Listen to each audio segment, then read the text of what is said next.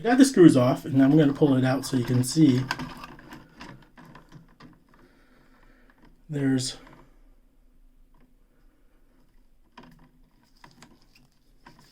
black wire, black wire,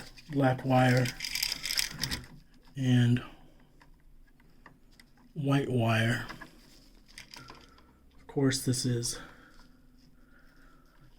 not the way I wanted it. It doesn't look anything like this thing over here.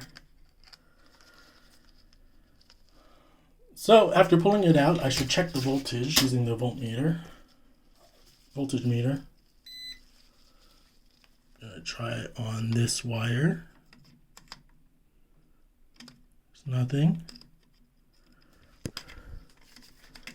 Try over here. It's nothing.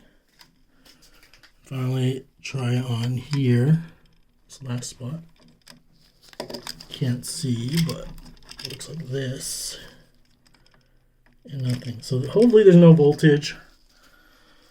Next step for me is I'm going to take some pictures just so I remember what everything looks like. So I'm going to use this camera here to take pictures of everything. That way I can refer to it later.